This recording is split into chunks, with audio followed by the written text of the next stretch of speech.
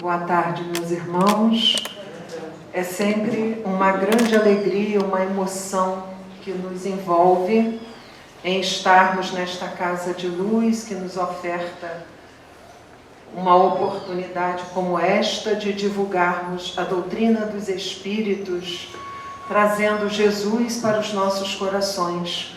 Nós aqui estamos felizes de estarmos envolvidos por vibrações que caem sobre todos nós, como pétalas luminosas, fazendo com que nós sintamos amparados, nos sintamos seguros, porque estamos numa casa séria, abnegada, voltada sempre para o bem do próximo, em nome do nosso Senhor e Mestre. Nós vamos hoje abordar um tema que é a vida após a vida, que continua sempre, a vida não se extingue jamais. Uma vez criado o espírito, jamais se extingue. E isso muitas das vezes não é tão difícil assim de nós compreendermos, mas é um desafio nós sentirmos. Porque a partir do momento que sintamos esse conceito, passaremos a tê-lo como verdade. Então há uma distância entre entender e sentir. E é claro que todos nós, tudo que aqui será dito, está fundamentado nas obras básicas, principalmente no Evangelho segundo o Espiritismo, em obras de Manuel Filomeno de Miranda, cuja psicografia é de Valdo Pereira Franco, Emmanuel, psicografia do nosso amado e inesquecível Francisco Cândido Xavier.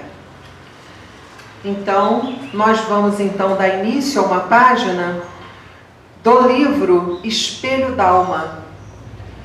Foi psicografado por Divaldo Franco, pelo espírito chamado Ignotus. Essa página ela é um tanto longa, eu vou resumir para que nós possamos adentrar no tema propriamente dito.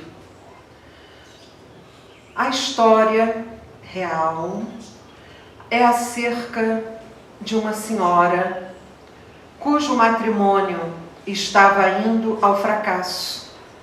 Estava difícil para que ela conseguisse se manter dentro daquele matrimônio, porque ela se sentia ultrajada. Ela achava que os dias eram monótonos. Ela achava desagradáveis aquelas diárias constantes e se empenhava, mas não com aquele empenho devotado, abnegado, que uma mãe, rainha do lar, precisa fazer. Então ela estava entediada com aquilo tudo. Ela não aguentava mais. Eram os termos que ela costumava usar. Ela achava o seu filhinho, pequenininho, de 3 anos, uma criança irritante, que trazia a ela um desconforto muito grande. O seu marido sempre de mau humor, um temperamento difícil. Então ela se decepcionou por demais com a vida de casada e de mãe. Ela esperava algo diferente, algo que ela lia nas revistas, que ela via nas novelas, e nada daquilo ocorreu.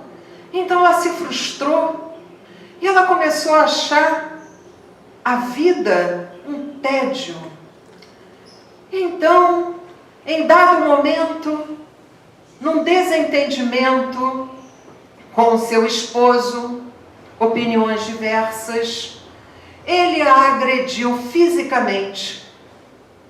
E aquilo para ela foi a gota d'água. Ela então resolveu matar-se. Ela tomou o filhinho pela mão, saiu tresloucada em direção a uma encosta que dava à beira-mar.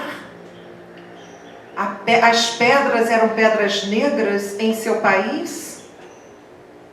E ela então pensou, eu não sei nadar, Ele também não sabe nadar? Eu vou ferir esse meu esposo. Ele vai sentir a dor daquilo que ele fez? Então ela saiu quase que arrastando a criancinha de 3 anos. E ela saiu por aquela rua que tinha muita gente. E num dado momento, uma folha voando caiu próximo à criança e ele se desvencilhou das mãos daquela mãe que estava enlouquecida com a ideia fixa de matar-se e matá-lo também. Ele desceu e pegou a folha.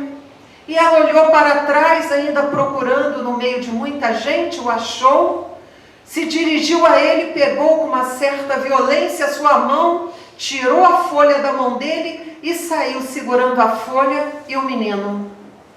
E no percurso à encosta, à beira-mar, ela resolveu ir lendo. Certamente, se nós formos analisar esse fato com o olhar espírita, nós vamos entender que todos nós somos acompanhados por bons espíritos também, não só por aqueles que atraímos devido à nossa invigilância, mas os bons espíritos estão sempre buscando nos ajudar. E certamente a intuiu a ir lendo ao longo daquele percurso que a direcionava para a morte do corpo. E ela então, tentando fugir daquela dor, tentando buscar a solução para os seus problemas, ela foi lendo aquela página. E em dado momento chamou a atenção o título da página. O título era Coragem. E ela prosseguia lendo e foi diminuindo a correria dos seus passos. Então ela deteve-se. Então ela percebeu que a página era para ela. Porque falava-lhe da coragem ante a vida e da covardia quando se tenta fugir da vida. Era uma mensagem evangélica. Não se sabia o rótulo religioso, mas sabia que era evangélica e que informava sobre a sobrevivência e a comunicação espiritual e sobre a justiça de Deus que nunca falha. Ela então ficou muito emotiva com aquilo tudo e as lágrimas a dominaram. E ela então sentiu-se como atordoada, mas fragilizada e ao mesmo tempo buscando em si uma razão para fazer aquilo, além de atirar-se, sabendo que aquelas rochas pontiagudas não iriam permitir, não iria dar uma chance para ela e seu filhinho sobreviver à queda. E ela ficou, meu Deus, o que eu estou fazendo? É como se ela tivesse caído em si. Então ela voltou ao lar, se refez, respirou, pegou o telefone, ligou para um centro espírita que ela viu lá no finalzinho da página, tinha a entidade, a instituição e um telefone. Ela ligou. Aí atendeu um senhor, era um médium da casa. Então ela mais ou menos conversou com ele e falou que ela precisava muito ser atendida. Então ele, com muita gentileza, ele falou: minha irmã, procure-me, estarei aqui. E agendaram um dia e um horário. Então ela foi, ouviu, passou a participar das reuniões doutrinárias, começou a se interessar pela doutrina espírita, e aí começou a despertar para a vida do espírito imortal, que é útil a Deus. Não mais se sentiu sozinha. Começou a olhar para o seu marido com compaixão, com piedade. E começou a encontrar recursos íntimos para orientá-lo, para não mais buscar vingança, muito pelo contrário, para ser uma irmã, além de esposa e mãe, para ser uma irmã dele. E fazendo com que assim ela percebesse que ela podia e fez a salvação do seu lar e das 3 vidas, seria ela, o filho e o marido que ficaria com lesões mentais, emocionais, profundas, pelo ato que ela pensou em fazer. Então, meus irmãos, diante das experiências que estamos vivenciando nesse período de pandemia, o que está muito nos chamando a atenção não é bem a pandemia, é a pandemia do suicídio. Como as pessoas estão fragilizadas, como as pessoas estão sintonizando com uma imensa facilidade com aqueles irmãos doentes, enfermos da alma, que vão inserindo nas ideias, nos pensamentos daquelas pessoas mais frágeis a ideia da fuga da vida, que é impossível. Então nós fomos orientadas pela espiritualidade da casa que deveríamos fazer essa reflexão juntos, porque todos nós somos multiplicadores de tudo que nós ouvimos aqui.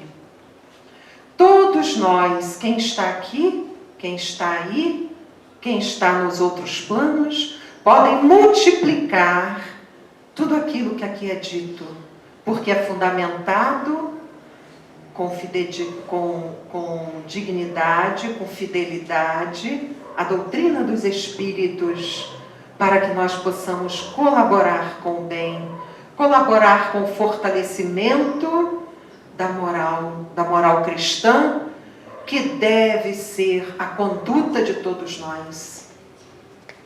Então, meus irmãos, no Evangelho segundo o Espiritismo de Allan Kardec, no capítulo 5, item 17, ele fala que a incredulidade, a simples dúvida sobre o futuro, as ideias materialistas são os maiores incitantes ao autocídio, porque produzem a covardia moral. Claro, se nós estamos estudando, ou fazendo uma tarefa, ou tendo um matrimônio, seja lá o que for que estaremos investindo, se a vida não continua, qual a função disso? Qual a função do empenho, da busca da melhoria? Qual a função de fazer o bem? Então, Deus, na sua infinita misericórdia por nós, Ele nos criou, mas Ele nos deu a imortalidade. Ele nos fez imortais, mas as ideias materialistas, que muitas vezes a ciência, não são todos, claro, com honrosas exceções, muitos da ciência pregam que, sob a autoridade de seu saber, eles pregam e se esforçam para provar a todos aqueles que o escutam e que leem suas obras que não tem o que esperar depois da morte. Não há o que fazer, porque é o nada que nós vamos encontrar. Então Kardec pergunta: eles estão tentando convencer os infelizes que o melhor que podem fazer é matar-se? Por quê? Mesmo que seja inconsciente, há uma intenção por trás. Como ninguém trabalha sozinho, muitas das vezes esse irmão ou irmã, que não está tão atento, que está distraído, está sendo um veículo para trazer informações que irão enfraquecer o moral, que é o ânimo, e a moral, do espírito imortal, que deve cada vez mais se ligar ao Pai, porque nós somos de Deus. Nós somos criados por Deus. Nós não podemos jamais nos esquecermos disso. E lembrar que somente Deus tem o direito de interromper a nossa existência no corpo físico. Não, nós não temos esse direito. Devemos ter a fé que Deus nos vê, que a sua misericórdia infinita vai trazer uma solução ou vai dissolver aquele problema que muitas vezes achamos insolúvel. Quantas vezes cada um de nós aqui certamente teria episódios de suas vidas ou de pessoas que conhecem que estavam vivendo momentos muito aflitivos. Em dada situação da vida, uma certa circunstância se aproxima e aquilo começa a diluir, se transforma a paisagem da vida daquela pessoa, ou daquela família, ou daquele grupo, e a vida assim prossegue. Quantos exemplos nós poderíamos dar? Mas por que será que alguns de nós pensa em evadir, em fugir? No livro O Consolador, que é um livro muito interessante de lermos, perguntas e respostas, semelhante ao livro dos Espíritos, ele vem desdobrando, Emmanuel e Francisco Cândido Xavier, o médium, vem desdobrando todas aquelas ideias que o livro dos Espíritos nos traz. Então, nós vamos lá na pergunta 154. A pergunta é: quais as primeiras impressões dos que desencarnam por suicídio? Essas primeiras impressões, elas são um tanto chocantes para nós.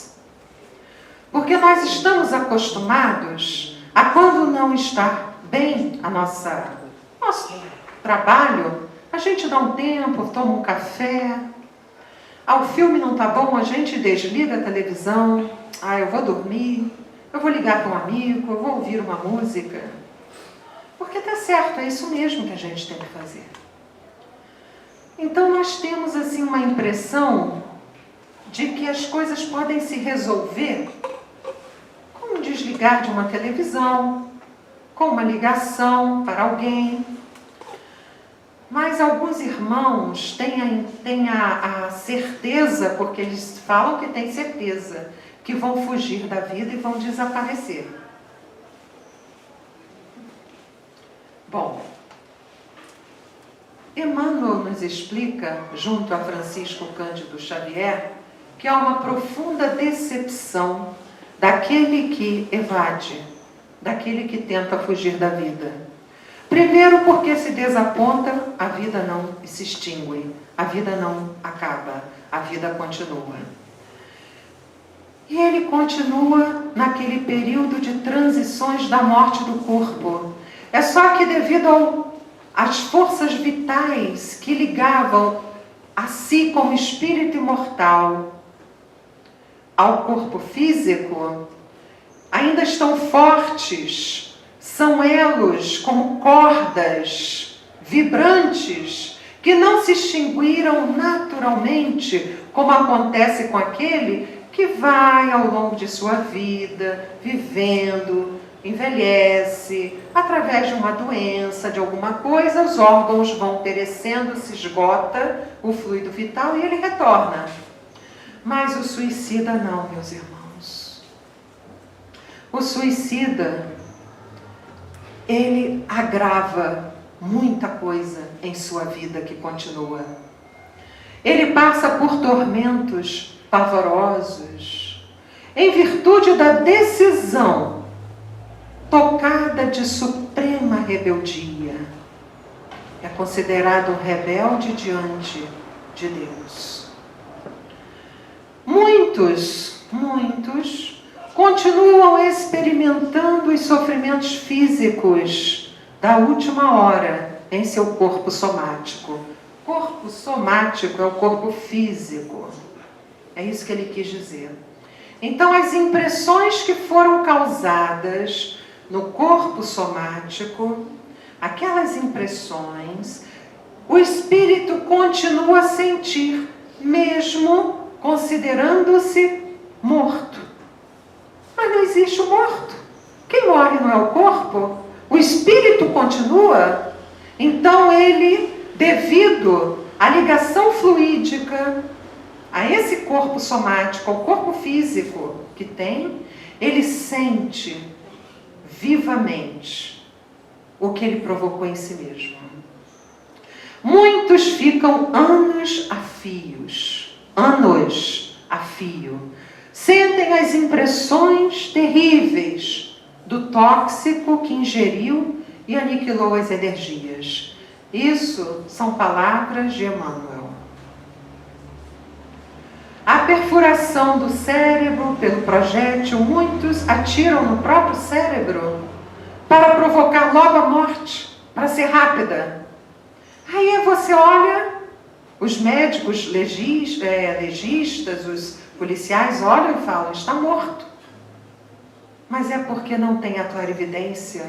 Porque se tivessem, veriam o espírito a se debater, a sentir aquele pavor que provocou em si mesmo.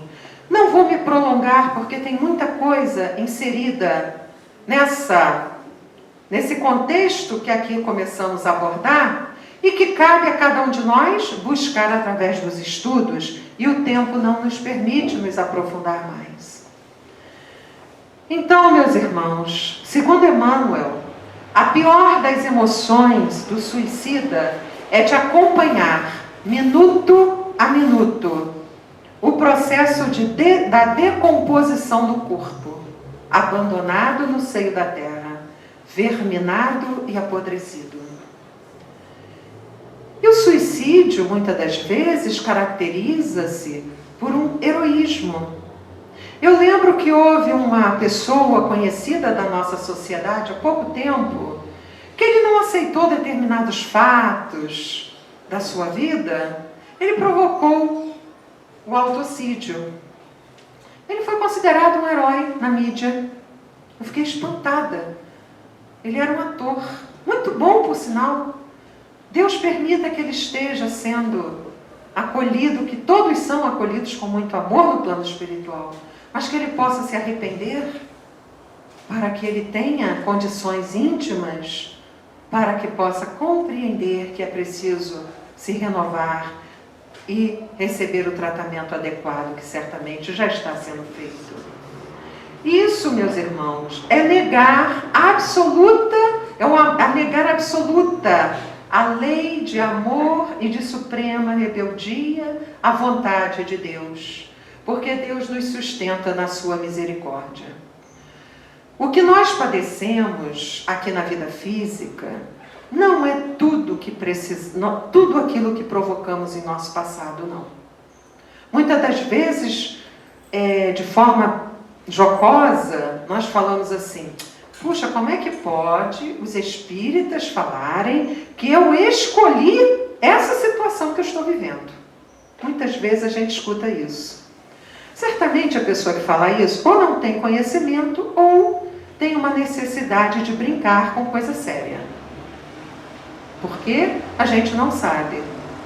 Mas o que a gente padece é um percentual muito pequeno em referência a muitas coisas que nós fizemos a nós e ao próximo. Porque quando nós fizemos ao próximo, tudo que nós fazemos ao próximo, de bom e de ruim, aquilo repercute em nós. Então, quando é de ruim, aquilo vem e mancha a nós mesmos. Então, nós temos que ter muita paciência. Quando estamos padecendo de alguma coisa em nossa existência, devemos ter cuidado. elevar os pensamentos, se associar a um grupo de trabalho no bem, buscar visitar os hospitalizados, buscar fazer algo para despertar em si e valorizar aquilo que tem. Mãos sadias, olhos que conseguem ver, movimentos do meu corpo, do seu corpo, dos nossos corpos. Quantos não têm?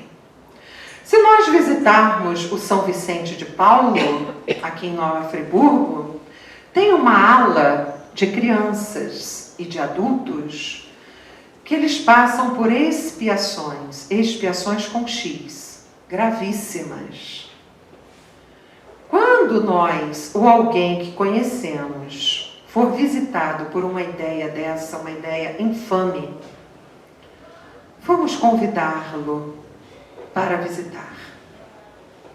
Porque ali, meus irmãos, está a repercussão dos atos cometidos no passado desses irmãos. Mutilados, cegos, pessoas com problemas graves no sistema nervoso central, não conseguem se movimentar, não conseguem controlar a própria coordenação motora. O que será? Será que foram sinalizados por alguma entidade superior dizendo: você vai sofrer? Claro que não. A lei é amor. Se a lei é amor, se Deus é amor, mas nos dá a responsabilidade dos nossos atos, então nós começamos então a entender que o livre-arbítrio que nós temos desde o momento que entramos na fase hominal foi nos dada justamente para que nós respondêssemos por aquilo que fazemos. O que nos é muito caro, é muito bom, porque a partir do momento que nós começamos a entender isso, nós começamos um processo de reeducação, nós começamos a olhar o Evangelho como uma escrita de luz, o roteiro seguro para cada um de nós, porque Jesus provou. Ele não só falou, mas ele exemplificou. Então, meus irmãos, nós vamos aqui continuar agora no livro Temas da Vida e da Morte, a psicografia de Divaldo Franco, o espírito Emanuel Filomeno de Miranda, que afirma que o terrível mal, que é o suicídio, aumenta na humanidade e deve ser combatido por todos nós. Ele diz, o senhor Manuel, que o suicídio é uma complexa doença, uma rigidez mental. Achei interessante esse termo, rigidez mental, ou seja, a mente não está flexível para receber, para aceitar novos conceitos. Então ele fala que nós devemos dialogar com esses irmãos, que geralmente, cada caso é um caso, cada caso tem que ser estudado individualmente, mas em geral, eles repetem um comportamento. O atual suicida ou pretenso suicida de hoje foi também de ontem. E como todos nós buscamos repetir comportamentos, nós nos condicionamos, isso também é uma repetição de comportamento. Porque traumatiza. Porque a vida, o medo da morte, que até já foi estudado aqui em outro momento, é muito importante para nós. Porque os espíritos falam que o medo da morte é uma necessidade, porque está dentro da lei de conservação, de preservação da vida. natural que tenhamos. Quando a gente vai cair, a gente se segura. Quando a gente vai andar por um caminho que tem um perigo, a gente busca sempre se segurar, sempre buscar se equilibrar diante daquilo para não cair, para não se machucar. Então é natural. Quando nós praticamos um ato desse, o que acontece? A gente é como se quebrasse algo que foi construído ao longo de bilhões de anos. A gente rui uma construção. E aquilo traumatiza, traz o trauma. E marca. Não sei se está dando para entender. Então, quando a gente reencarna, a gente naquela determinada idade, a gente tem a mesma ideia. Quem convive com irmãos ou irmãs assim, o que é muito comum, às vezes a gente não percebe e está ao nosso lado, dentro da nossa família. A gente tem que estar atento. A gente tem que buscar sempre dialogar, sempre conversar com bondade e paciência, não recriminar, porque quando nós recriminamos como juízes, sabedores de tudo, isso irrita o outro e afasta o outro. Não é assim. Essa não é a melhor terapêutica.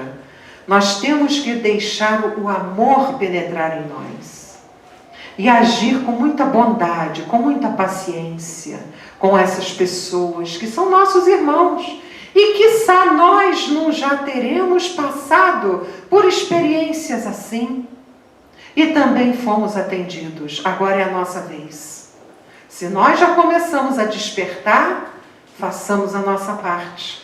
E o senhor Manuel Filomeno de Miranda, ele fala para nós sugerirmos a esses irmãos para dar mais um tempo, um pouco mais de tempo, enquanto o problema se altera. A configuração do problema, por pior que ela seja, ela vai se transformando.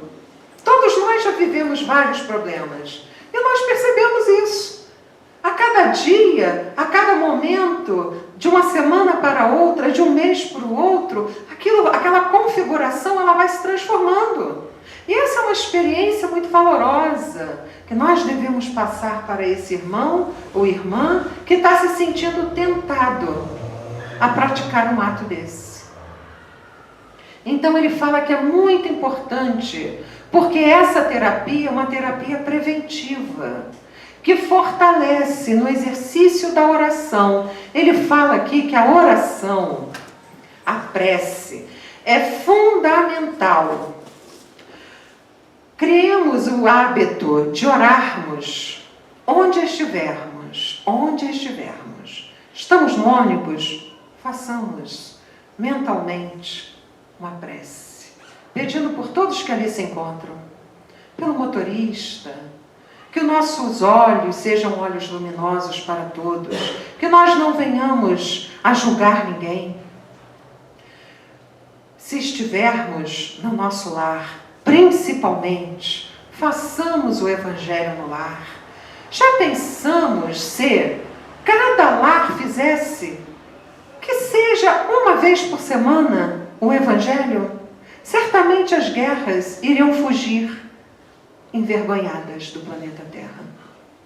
Se cada família tivesse essa coragem da fé, de sentar-se à mesa, convidando os seus familiares, mas não obrigando, para também se sentarem, e por 15 minutos, não precisa ser mais, porque senão entedia.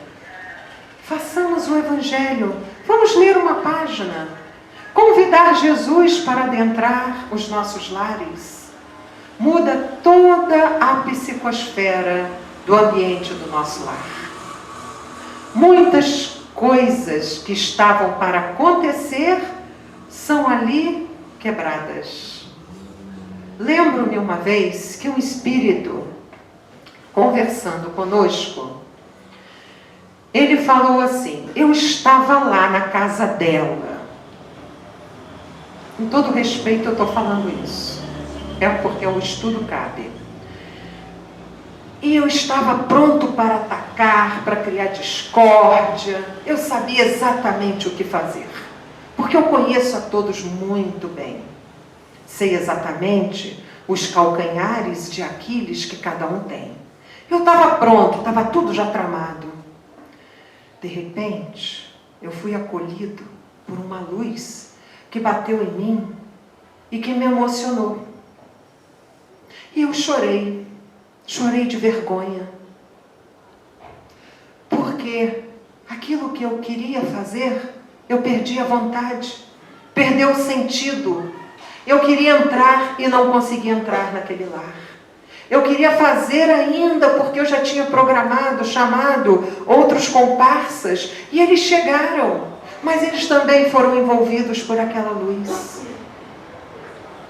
E eu perdi as forças, e fui convidado a ir para um outro ambiente, e aqui eu estou, ele falando, ele e os meus comparsas. E sabe o que estava acontecendo nesse lar, meus irmãos? O culto do Evangelho no lar. Era exatamente isso que estava acontecendo. Então, imagine, se isso aconteceu em nenhum lar, por que não acontecer em todos os lares? Então, o senhor Manuel Filomeno de Miranda, ele fala que além do diálogo, é importante que nós mantenhamos a prece em nossos lares, para que assim consigamos criar aquela sintonia saudável, luminosa, com os espíritos bons, que estão sempre nos observando para conseguirem acessar a nossa mente, o nosso coração, nosso, daqueles que convivem conosco, amigos. Então, meus irmãos, que nós tenhamos essa coragem.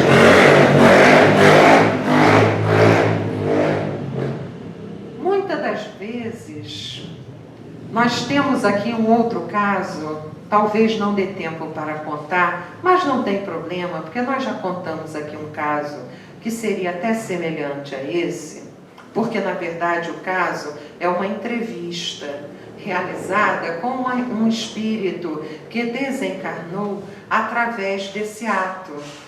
Ficou muito tempo naquele pavor e foi convidada, foi entrevistada com muito amor e carinho, e ali ela se libertou daquela situação. Mas não vou ler, não, porque vai comer um pouquinho do nosso tempo. Vamos continuar. Então, meus irmãos, é importante sabermos que muitos irmãos que desencarnam através desse ato, eles não são esquecidos pelos espíritos superiores.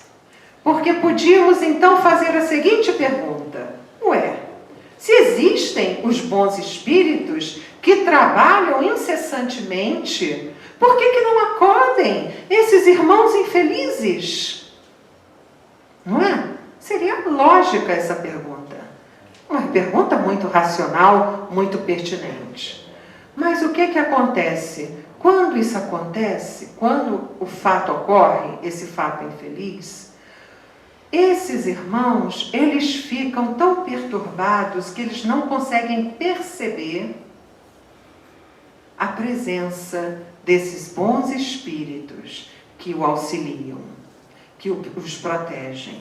Mas eles precisam também passar por aquela experiência para que eles possam drenar, como que se fosse um expurgo, aquela substância que criaram para si mesmos, intoxicante, tóxica mesmo, e assim eles vão se libertando e vão melhorando, até chegar ao ponto de serem acolhidos em campos de tratamento, porque ninguém é esquecido por Deus, ninguém é abandonado por Deus, ninguém é órfão de Deus. Então eles são recolhidos para campos de tratamento, onde esses campos de tratamento fazem fronteira com o plano da Terra, com aqui, onde estamos. Porque é necessário que assim seja, devido à similitude de vibrações. Então eles são tratados, orientados, e é feita uma programação para esses irmãos virem, renascerem, reencarnarem depois de algum tempo. Eles já estão buscando já o esquecimento do mal que fizeram e buscando através de boa vontade o burilamento de si mesmos. Então eles renascem. Eles renascem.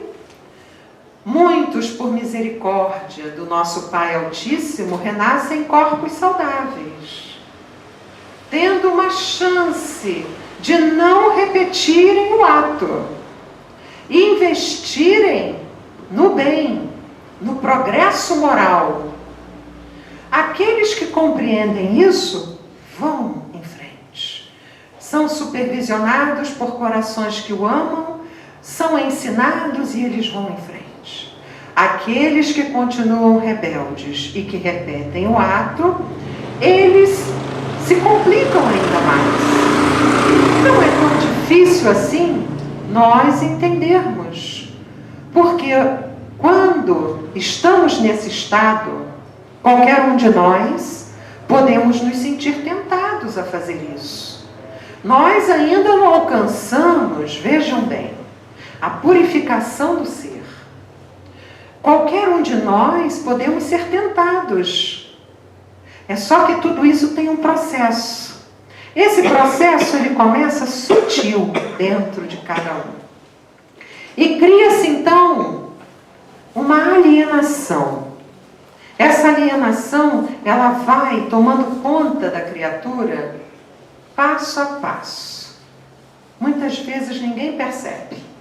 Às vezes a pessoa sorri, a pessoa brinca, a gente não percebe. Por isso a importância das conversas sadias, dos esclarecimentos espíritas que trazem a verdade. Não adianta a gente mais, diante de tantos casos, querer tapar o sol, como antigamente se falava, com a peneira. Ah, não vamos falar sobre isso não, porque isso é muito triste. Não é assim que se enfrentam os problemas. É preciso falar. Falar com respeito, com carinho, sabendo que tudo isso vai passar. E sabendo que todos são herdeiros de Deus, que todos irão vencer, desde que queiram, desde que aceitem o tratamento na vida física e no outro lado da vida, porque a vida é uma só. Ora estão, por isso que nós falamos aqui a vida após a vida, porque a vida é uma só. Imaginemos uma linha, é a vida, é constante. Ora estamos na existência física, aí tem um período intermitente, existência espiritual, onde colhemos muitas questões, muitas coisas que fizemos aqui, aprendemos também, somos ajudados, aí retornamos com um planejamento. A reencarnação exige um planejamento muito cuidadoso. A família que vamos reencarnar, o local, deu ressonância, o local que iremos reencarnar. Chico Xavier, o nosso querido e inesquecível Francisco Cândido Xavier, ele afirmava que ninguém nasce na família errada, no local errado. Ninguém tem o casamento errado. O que acontece é que muitas das vezes nós, pelo nosso livre-arbítrio, provocamos situações desnecessárias. Aí percebemos aquilo e começamos então a consertar. Isso ocorre? Ocorre. Nós somos livres para isso.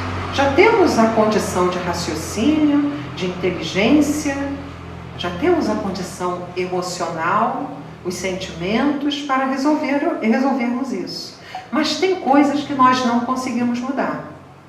Tem coisas que elas são inflexíveis, é assim e ponto. Isso, quando é doloroso, isso se chama expiação. Eu não posso mudar, isso é uma expiação. Isso é uma expiação. Eu vou adiar essa prova, eu posso mudar isso, eu vou mudar. Aí é uma prova. Eu não vou fazer a prova nessa encarnação, vou deixar a prova para um outro momento, uma outra oportunidade. Tudo bem, você deixou a prova, poderia ter avançado mais, mas não se sentiu ainda firme para aquilo, tudo bem. Mas devemos valorizar a vida física, devemos agradecer a vida física. E diante de todo problema que vem, que chega, nós devemos estar de pé. Mesmo que estejamos com nossos joelhos desconjuntados, como Paulo de Tarso fala, com os pés sangrando, como Paulo de Tarso fala, devemos estar de pé. Porque se somos discípulos e alunos quer dizer a mesma coisa. Se somos discípulos, não apóstolos, apóstolos é uma coisa muito além de nós, discípulos do Cristo, temos que estar de pé, meus irmãos. Seja lá o que for. Muitas vezes dói muito. Muitas vezes nós nos sentimos até cambalear. A dor moral, então, ela é pior do que a dor física. Mas devemos estar de pé, confiantes, e apoiar quem está do nosso lado. Não devemos nos esquecer. Emmanuel, no livro Religião dos Espíritos, que é um livro muito importante para cada um de nós, quem tem vontade de ler esse livro, peguem, eu acho que na biblioteca tem. Ele explica, ele vai mais além disso tudo que nós aqui estamos falando, porque esse tema é um tema que não se esgota. A gente não pode ter a pretensão de esgotar esse tema em 1 hora, 50 minutos. Isso é um tema extremamente amplo. Mas só para a gente dar uma deixa aqui do que Emmanuel fala, que existem 2 tipos de suicídio. Olha só, existe o suicídio direto. Qual é o suicídio direto? É aquele que a pessoa tem consciência. Ele planeja, ele engendra mesmo na sua cabeça tudo o que vai fazer, o dia, a hora, como vai ser feito. Esse é direto. É um ato de violência por meio premeditado. Esse é o suicídio direto. E ele cria um remorso muito profundo, mais amplo no espírito. O espírito que faz isso, ele sofre muito. E surge um desequilíbrio muito grande nesses irmãos que agem assim, porque há uma quebra, como nós aqui começamos a falar, nas energias que une os corpos, o espiritual, que nós espíritas chamamos de perispírito, e o corpo físico. Há uma quebra naquela sintonia, porém não se desligam. Eles ficam ali, ligados, e o espírito sofre muito, como já foi falado aqui, não precisa repetir. E que surgem desequilíbrios muito fortes no perispírito. Os tecidos do perispírito são lesionados. É claro que poderá ter corpos futuros aqui na carne, no reencarne, com muitas dificuldades. No sistema nervoso central, doenças que não terminam nunca, que estão sempre sofrendo, problemas graves. Ele dá aqui alguns exemplos, se der tempo eu falo.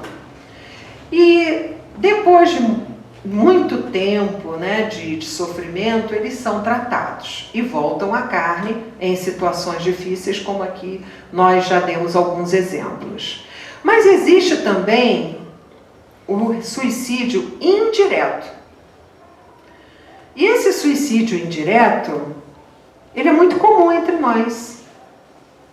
Porque ele diz, Emmanuel, no Religião dos Espíritos, o livro, que esse suicídio indireto, ele resulta de hábitos e comportamentos viciosos que lesam a saúde física ou psíquica ou ambas.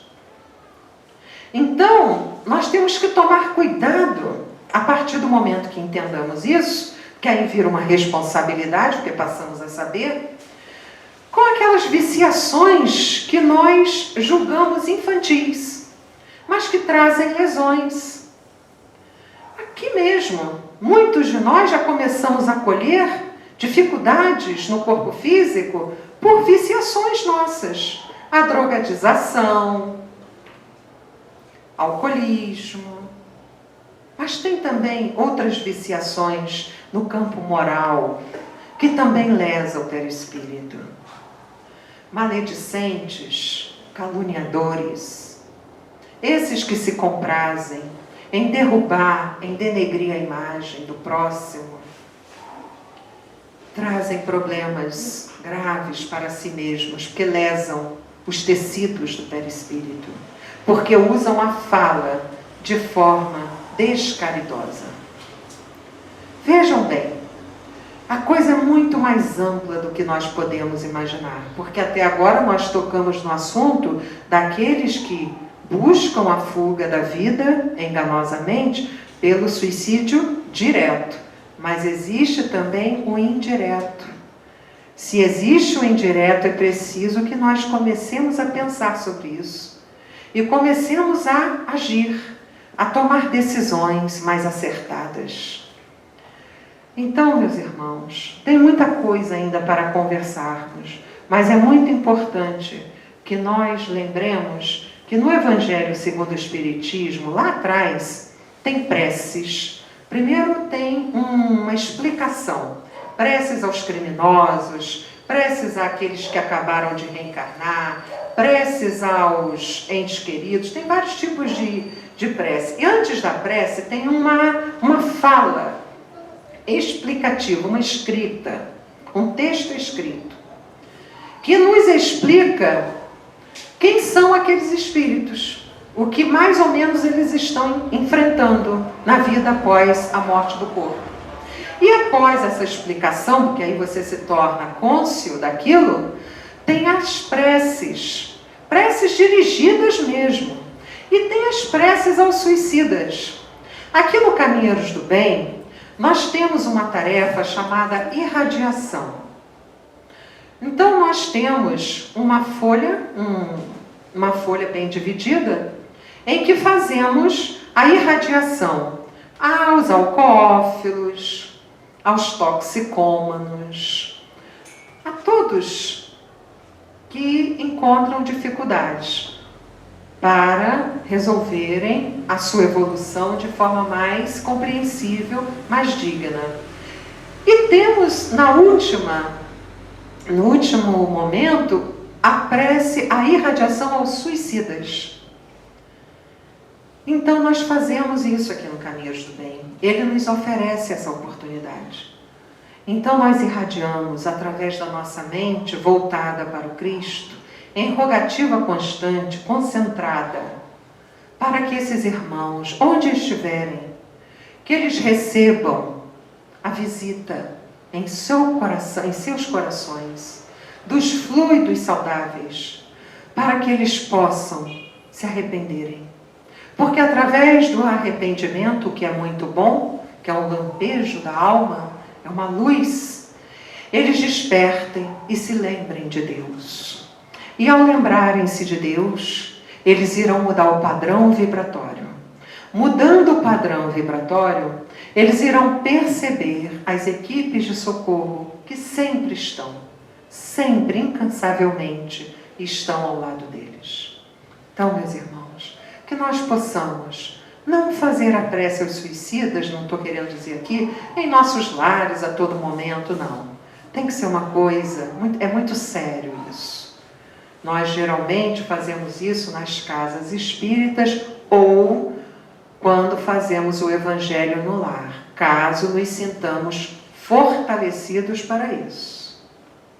Caso não nos sintamos, deixemos para o ambiente espírita. Quem se sente fortalecido, vibrando de amor, pode fazer: Senhor, rogo, Senhor, pelos meus irmãos, que no momento impensado tiveram uma atitude infeliz, enganaram-se, a ilusão os pegou, e eles então partiram para o plano espiritual, num momento em que não sabiam que não iriam fugir da vida. Por eles nós te rogamos, Jesus, que a luz bendita do seu amor possa iluminar a esses corações e a todos os seus familiares, para que eles se recomponham. Porque, gente, quando um irmão resolve fazer um ato desse, ele não só altera o seu plano reencarnatório, ele altera o plano de vários outros, porque é uma coisa ligada à outra, estamos todos entrelaçados, é uma rede. Então, isso é muito sério. Que nós possamos ter os corações ativos no bem, confiantes no amor de Deus por todos nós, que nós possamos orar sempre, que nós possamos ter olhos de ver, ouvidos de ouvir a mensagem de Jesus, porque é um roteiro que não engana ninguém, não ilude a nenhum de nós, e nós não vamos ferir a lei de Deus, que é lei de amor. E que nós estejamos atentos, orando sempre, ajudando os familiares, os amigos, aos amigos do trabalho, a quem estiver ao nosso lado, aos espíritos, caso nós os atraiamos pelas nossas vibrações, nossos pensamentos. Quando percebemos, oremos, convidamos: oh, meu irmão, você está aqui? Aqueles que são mais sensíveis, vamos orar juntos? E faça uma prece em voz alta. Então ele será acolhido para que seja tratado. Que Deus nos abençoe o propósito de termos sido úteis e que assim nós possamos caminhar adiante, vencendo as nossas más tendências através da disciplina moral e espiritual. Muita paz a todos.